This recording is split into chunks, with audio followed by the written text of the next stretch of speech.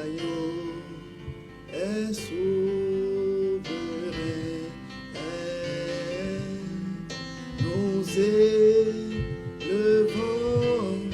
nos mains pour l'adorer.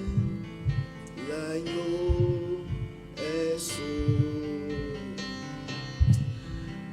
Si vous êtes chez vous en ce moment, élevez la voix et adorez Dieu avec nous.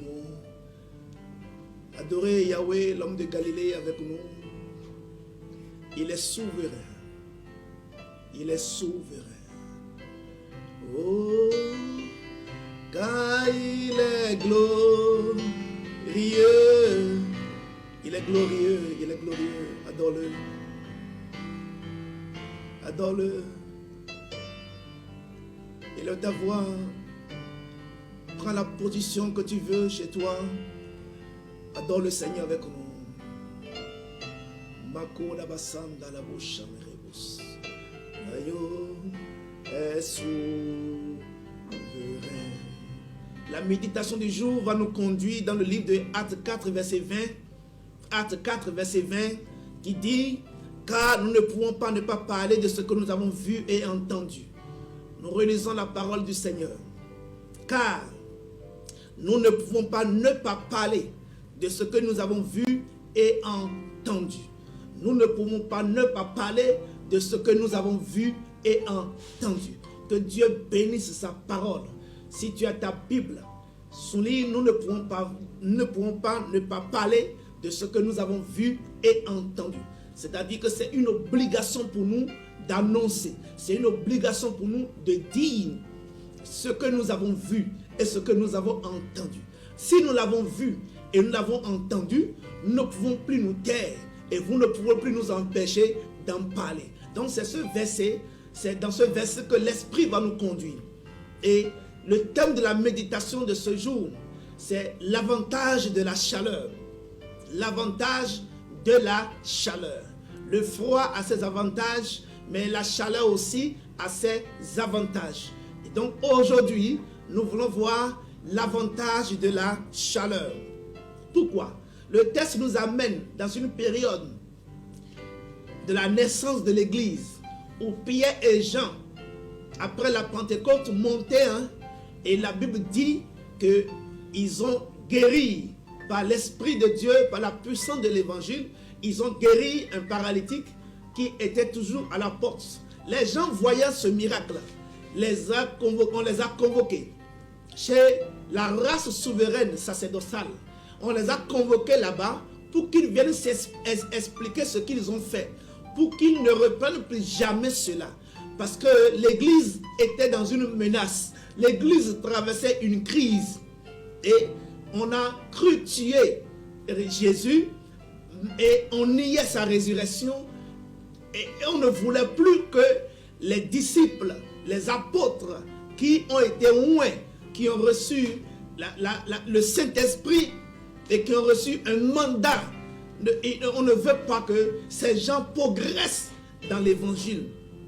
On ne veut plus que ces gens annoncent l'évangile.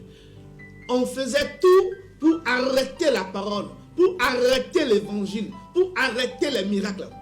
Donc on les a convoqués. On a convoqué Pierre, Jean, chez Anne et chez le grand Caïphe.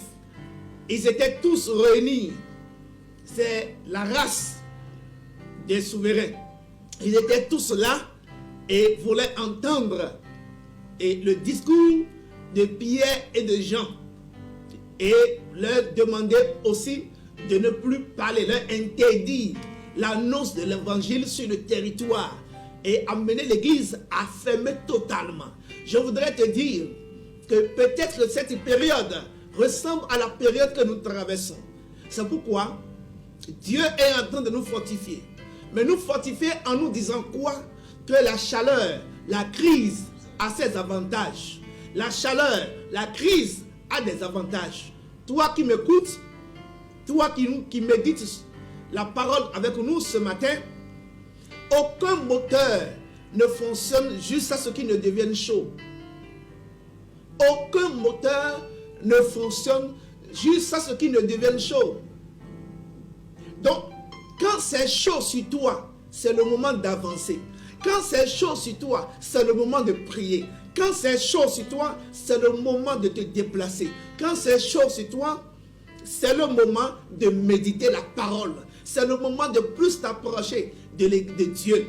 Quand c'est chaud sur l'église, l'église se lève et le réveil se produit. Donc quand ils ont appelé Pierre et Jean, ils ont dit, on ne veut plus, c'est vrai, le miracle est authentique, mais on ne veut plus que vous parlez de ce Jésus-là. On ne veut plus que vous prononcez ce nom-là. Et qu'est-ce qu'ils ont dit? Pierre a pris la parole et a dit ceci: nous ne pouvons pas ne pas parler de ce que nous avons vu et entendu. C'est-à-dire, nous sommes conscients de la crise dans laquelle l'Église se trouve. Nous sommes conscients de ce qui se passe. Nous sommes conscients de vos décisions. Mais sachez une chose, sachez que ce que nous là, nous avons vu, entendu, et il a dit qu'il veut faire de nous des témoins. Il a envoyé son esprit sur nous. À partir de là, vous ne pouvez plus nous empêcher de parler, vous ne pouvez plus nous empêcher d'être de véritables témoins de ce que nous avons vu et de ce que nous avons entendu. L'heure est à la vérité. L'Église se doit de ne pas se taire. Et toi qui nous suis, sache une chose, l'Église ne peut plus se taire. Quand il est chaud, il faut se déplacer. Quand il fait chaud, il faut trouver un moyen pour annoncer la parole. C'est le moment où tu dois annoncer la parole. C'est le moment où tu dois évangéliser tes amis. C'est le moment où tu dois annoncer la parole à ta famille. C'est le moment où tu dois parler de Jésus à tes collègues.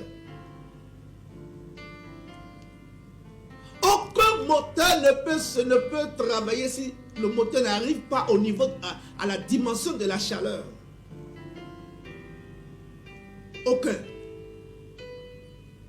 Et si vous voulez fonctionner vraiment, c'est le moment, parce que vous êtes dans la chaleur, nous sommes dans la chaleur, c'est le moment d'annoncer Christ. Ce n'est plus le moment de se taire, ce n'est plus le moment de faire un accolé, c'est le moment de se lever, c'est le moment d'aller vers les autres, c'est le moment de témoigner Christ, qui Christ est, et de ce que nous avons vu, de ce que nous avons entendu. Pendant longtemps, nous sommes restés dans nos églises. Pendant longtemps, nous sommes restés dans nos positions. Pendant longtemps, nous sommes restés. Nous étions et nous avons entendu les prédications des pères. Nous avons entendu les prédications de nos pasteurs. Nous avons entendu les méditations et tout. C'est le moment maintenant de prendre tous ces éléments. Et tout ce que nous avons vu et entendu, c'est le moment de les rassembler et d'aller les annoncer maintenant aux différentes familles, aux différents amis. C'est le moment, frères et sœurs. Vous ne pouvez pas bouger si vous n'avez pas chaud. Et plus le feu monte, plus la chaleur monte, ça produit une accélération. Plus ça chauffe, ça produit une accélération. Plus c'est dur, tu dois accélérer le discours. Plus cela est dur, tu dois aller plus loin. Plus c'est dur, tu dois aller très loin. Annoncer l'évangile à ceux qui t'entourent. Nous ne pouvons pas nous taire. Nous ne pouvons pas ne pas parler de ce que nous avons vu et de ce que nous avons entendu. De ce que nous avons vu et de ce que nous avons entendu. Donc, peu importe comment la situation est chaude sur toi, tu n'as pas le droit de te taire en ce moment. Tout ce que tu as entendu chaque dimanche, pendant des années, tout ce que vous avez entendu chaque dimanche, au cours des services de semaine, Dieu est en train de nous dire, par cette méditation du jour, c'est le moment de rassembler tous ces enseignements-là et d'annoncer Christ au monde. Christ dans les maisons, Christ dans les bureaux, Christ partout, Christ dans les marchés, Christ à l'aéroport, Christ au port, Christ partout.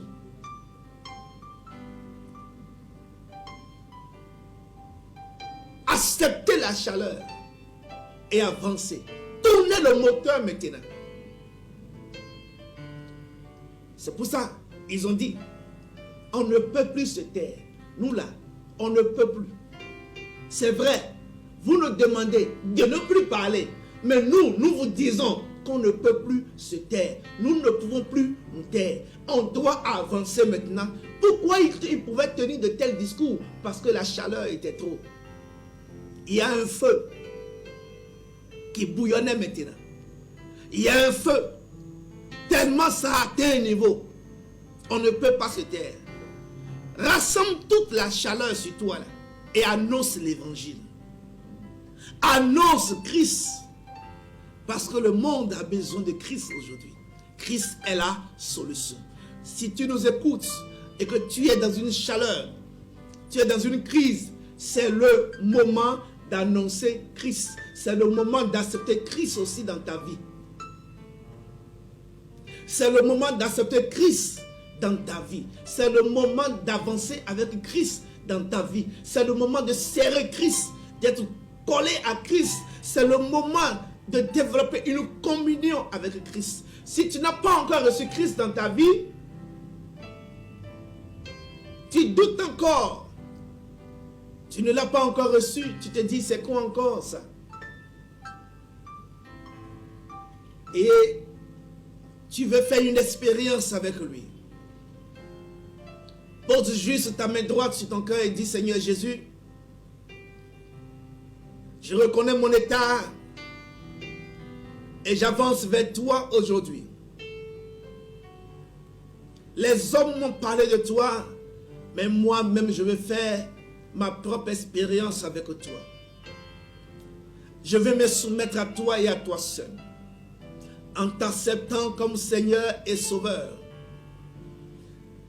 Malgré mon état, mes péchés, mes erreurs de vie, par ton amour qui t'a amené à la croix pour moi, je t'accepte à partir d'aujourd'hui. Sois mon Seigneur, sois mon Sauveur. Marche avec moi dans le nom puissant de Jésus-Christ. Je remets la direction de ma vie entre tes mains. Guide-moi comme tu veux. Gère-moi comme tu veux. Pour que ton nom seul soit glorifié. Je reconnais qu'à partir d'aujourd'hui, je n'ai plus 2 maîtres, mais j'ai un seul maître. Et c'est toi, Jésus-Christ. J'avance avec toi. Et tu avances avec moi. Au nom de Christ Jésus, nous avons prié. Que le Seigneur vous bénisse. Nous prions pour vos activités. Nous prions pour vos affaires. Nous prions pour tout ce que vous sortirez, vous allez faire ce jour. Nous prions que le Saint-Esprit qui apporte la production, apporte cette production dans votre vie. Que votre vie, à la fin de la journée, quand vous ferez le bilan, soit positif et meilleur au nom puissant de Jésus-Christ. Demeurez bénis et shalom chez vous au nom de Christ Jésus. Amen.